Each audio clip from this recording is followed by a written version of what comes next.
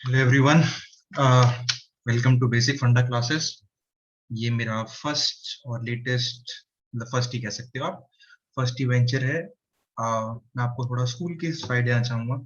याद है जब स्कूल में एग्जाम होते थे और हम पढ़ जितना हम पढ़ सकते थे उतना हम पढ़ पाते थे, पर एग्जाम से जस्ट पहले हम सबका एक दोस्त हुआ करता था जो हमको एग्जाम से पहले सारे जो भी सिलेबस है, जो भी कंटेंट है, जो भी टॉपिक है, उसका सारा बेसिक लॉजिक बता दिया करता था और उसकी हेल्प से हम सब ने स्कूल पास करा किसी तरीके से।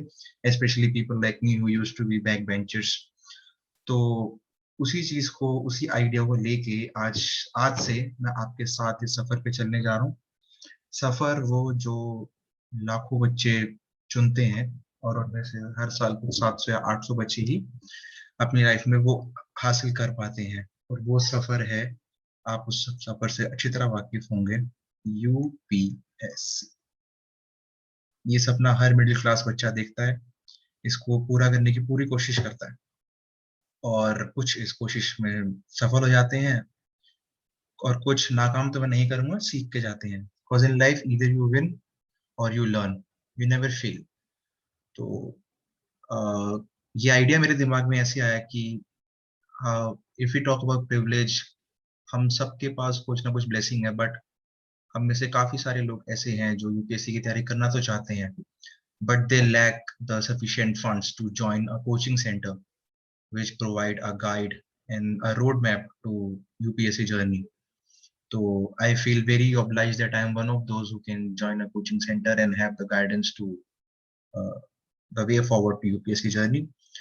मेरे दिमाग में आइडिया आया कि क्यों ना मैं अपना एक्सपीरियंस बाकी सबके साथ शेयर करूँ साथ साथ, और जो मैं क्लास के अंदर सीख रहा हूँ या जो टीचिंग्स मेरे को मिल रही हैं वो मैं आप सबके साथ शेयर करूँ। तो इसीलिए मेरे दिमाग में आया कि क्यों ना मैं एक क्लासेस खोलूँ, basic funda classes. I'll be teaching you, or teaching won't be the correct word. I'll be sharing my experience of whatever I learned during my course of journey with you, and we'll start from the basic फंडा। अगर समझ आ गया तो आप सब life में clear कर सकते हो। Everything in life needs a फंडा। अगर फंडा क्लियर है तो आप यू कैन अचीव एनीथिंग। तो will start with the basic फंडा। क्या होता है, कैसे होता है, क्या क्या चीजें लगती हैं, क्या क्या मेहनत करनी पड़ती है, what all is UPSC about, क्या करना है क्या नहीं करना है, तो उस सब के बारे में हम बात करेंगे। तो my name is Deepak Dagar and I am here to share my journey with you, and I hope that you will also walk with me in this आग का दरिया यूपीएससी। आग का दरिया नहीं, हम इसको कहना चाहेंगे कि ये यूपीएससी नहीं आसान, बस इतना समझ लीजिए, एक दरिया है कंफ्यूजन्स का। कंफ्यूजन्स का दरिया है और हमको इसे समझ समझ के जाना है। तो चलिए शुरू करते हैं। सबसे पहले मैं आपको बताना चाहता हूँ कि यूपीएससी क्या है, उसका क्या पैटर्न है, क्या होता है, क्या क्या उसकी स्ट्रेटेजी है। सो आई डिस्कस विद यू। आपको पता है यूपीएससी हर साल पेपर लेती है। उसका पैटर्न ये होता है कि सबसे पहले आएगा आपका प्रीलिम्स, जिसके अंदर एक होगा जीएस का पेपर प्लस सी सेट का पेपर, सॉरी सी सेट का पेपर आएगा। तो जीएस के पेपर में आपकी आ जाती है polity, then history, then you have a bit of environment, geography, then international affairs and society.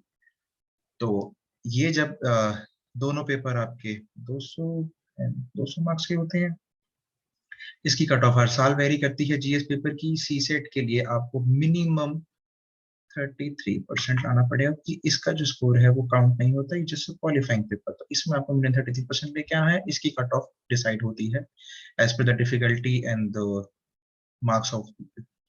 अगर आप ये स्टेज क्लियर कर लेते हैं तो देन यू मूव टुवर्ड्स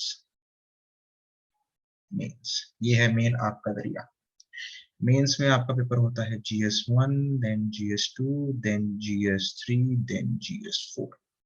250 250 250 250 के 4 इम्तिहान होंगे आपके, प्लस 2 पेपर होंगे आपके लैंग्वेज के, देन ऑप्शनल, इसके भी आपके पास 2 पेपर होंगे, 250 marks and 250 marks. Then you will move towards the last paper which is ऐसे।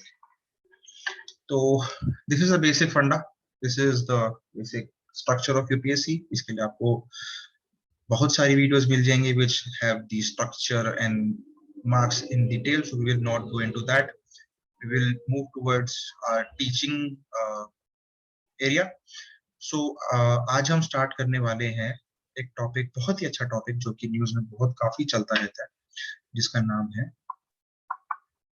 International relations. इंडिया के संबंध अपने पड़ोसियों के साथ। आपको पता है कि इंडिया के काफी अच्छे पड़ोसी भी हैं, जैसे ईरान है, जैसे हमारा तेल आता है, सऊदी अरेबिया है, श्रीलंका है, देन हमारे कुछ बहुत ही अच्छे नेबर्स हैं जैसे कि चाइना एंड पाकिस्तान, और कुछ दूर दूर नेबर भी हैं जैसे कि यूएसए हो गया, रशिया हो गया। तो इन सब के साथ हमारे संबंध जो है उनके बारे में हम इस इंटरनेशनल रिलेशन के मॉड्यूल में पढ़ेंगे। आज का जो मॉड्यूल है वो बेसिकली होगा कि इंटरनेशनल रिलेशनशिप में क्या क्या आता है और उसको हम कैसे कैसे कवर करेंगे। क्योंकि अगर आप यूपीएससी के सिलेबस पे जाएंगे तो उसमें इंटरनेशनल रिलेशन को लेकर खाली एक चीज लिखी हुई है। अगर आप प्रीलिम्स के मोटिव से देखेंगे तो लिखा है कि event of national and international importance, तो उसके अंदर कोई स्पेसिफिक नहीं दिया हुआ। एंड देन जीएस पेपर 2 के अंदर आपका इंटरनेशनल रिलेशन का एक हेडिंग दी हुई है, जिसके अंदर आपको अब मैं हेल्प करूंगा ये जानने में कि उसके अंदर हम क्या क्या कवर करेंगे और कैसे कैसे कवर करेंगे। ठीक है, तो आगे बढ़ते हुए सबसे पहले आप सभी को मेरी एडवाइस है, जो भी यूपीएससी के लिए प्रिपेयर कर रहे हैं, that if you are preparing for UPSC, please please memorise the syllabus. ये आपको अगर सिलेबस पता होगा आप तभी जान पाएंगे कि आपको क्या पढ़ना है और आपको कैसे पढ़ना है। The second thing would be see the PY trends, कि जो भी आप पढ़ रहे हैं उसके प्रीवियस ईयर में कितने क्वेश्चन आए हैं, क्या वेटेज रही है, कौन से क्वेश्चन कहाँ से आए हैं। तो if we talk about international relations, तो 2020 में हम मेंस के पर्सपेक्टिव से बात करेंगे कि प्रीलिम्स का कभी भी स्टैटिक नहीं रहता, हर साल किसी साल बिल्कुल क्वेश्चन नहीं आते, किस साल बहुत ज्यादा क्वेश्चन आ जाते हैं। तो आपको प्रीलिम्स और मेंस की इंटीग्रेटेड पढ़ाई करनी पड़ेगी हर एक सब्जेक्ट के लिए। और क्योंकि इंटरनेशनल रिलेशन आपका प्रीलिम्स में भी आता है, मेंस में भी आता है, इसलिए आपको इसकी बहुत अच्छे से पढ़ाई करनी पड़ेगी, डिटेल में भी और कंसेप्चुअल वाइज। मैं आपकी हेल्प करूंगा कंसेप्ट समझने में, क्योंकि आपने अगर कंसेप्ट समझ लिया तो इन्फॉर्मेशन आप अच्छे से मेमोराइज कर सकते हैं। तो 2020 के मेंस में 5 क्वेश्चन आए थे। If we talk about 2019, then 4 questions. If we talk about 2018, then 5 questions. If we talk about 2017, then 4, 16 maybe 4. तो मैं मान के चल सकते हैं कि इंटरनेशनल रिलेशन से 4 से 5 क्वेश्चंस आपके मेंस में आएंगे ही आएंगे।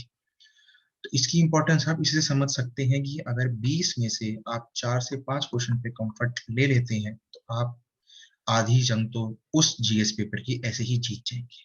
ठीक है, तो आगे बढ़ते हैं। मैं आपको बताता हूँ इंटरनेशनल रिलेशन में क्या क्या कवर होगा और कैसे कैसे कवर होगा।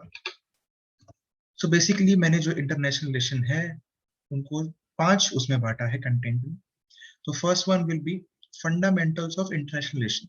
इंटरनेशनल रिलेशन का मतलब क्या है, क्यों हम रिलेशन बना के रखते हैं, क्या बेनिफिट होते हैं, इसके पीछे की क्या हिस्ट्री है, क्या की टर्म्स हैं, क्या इसके पीछे सोच चलती है।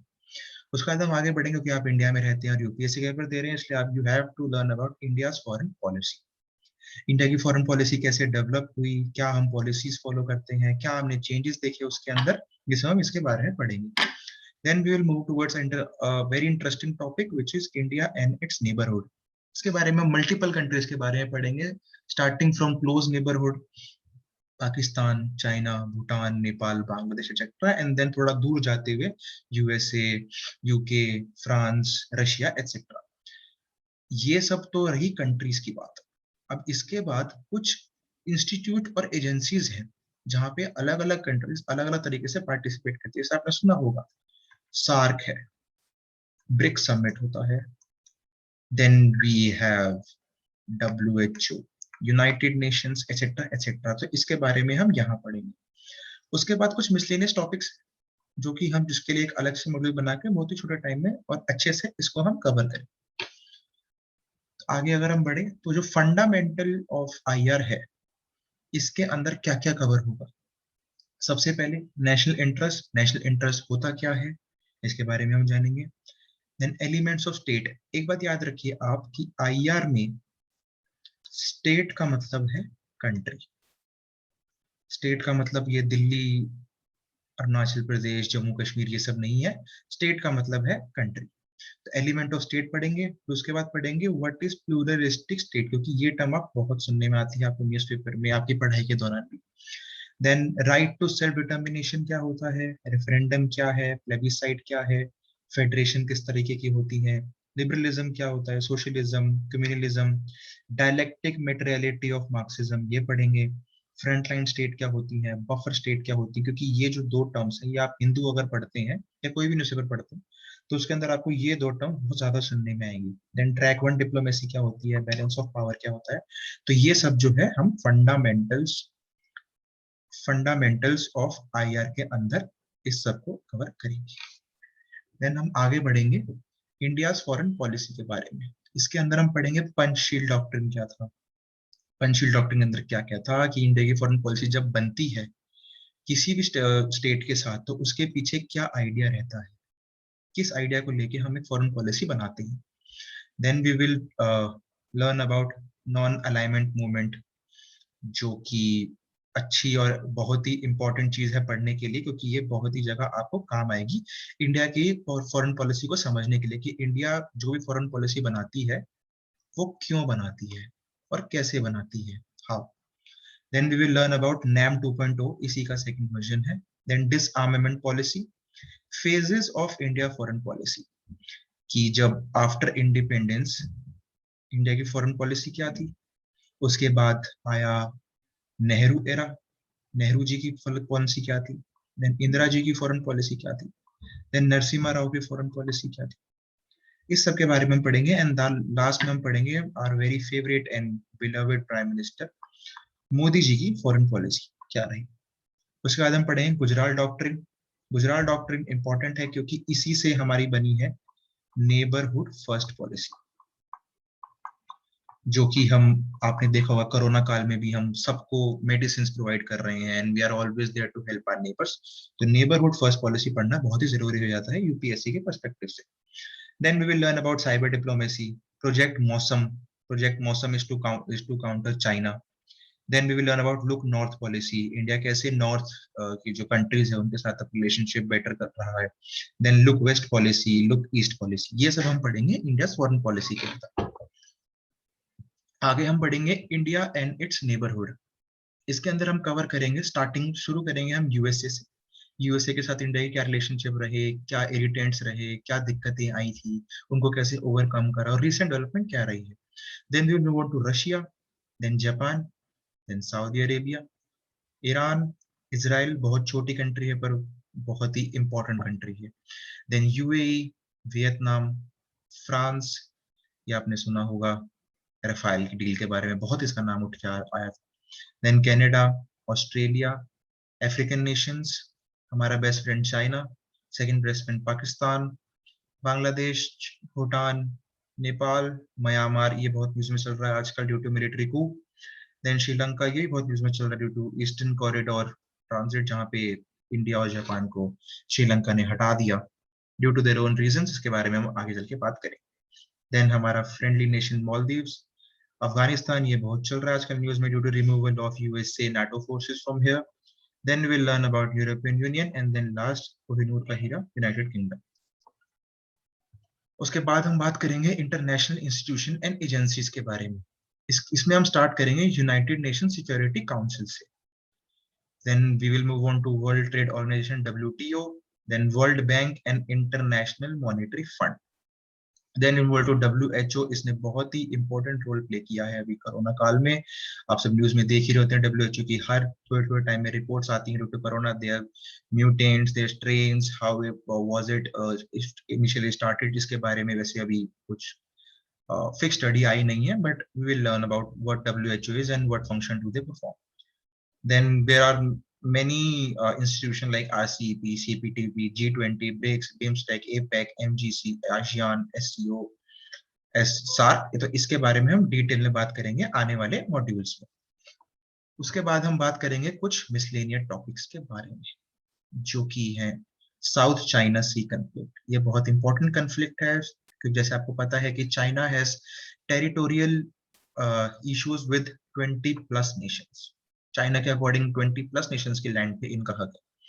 Then we will learn about the West Asia conflict जब हुआ था, तो वो क्या था, और आईएसएस जो कि बहुत ही खतरनाक एसोसिएशन है। हम यह जानेंगे कि how was ISS formed, ISS कैसे जन्मी थी, क्या रीजंस रहे थे, इसके बारे में हम जानेंगे। तो दैट्स ऑल। आईआर के अंदर यही कवर होगा। आईआर के अंदर जैसे मैंने आपको बताया, आज हमने सिर्फ कंटेंट डिस्कस करा है। अब जो नेक्स्ट वीडियो रहेगी उसके अंदर हम पढ़ेंगे फंडामेंटल्स ऑफ आईआर, और साथ के साथ हम कवर करेंगे इंडिया फॉरेन पॉलिसी। तो ये तो चीज है जो आने वाली वीडियो में हम कवर करेंगे।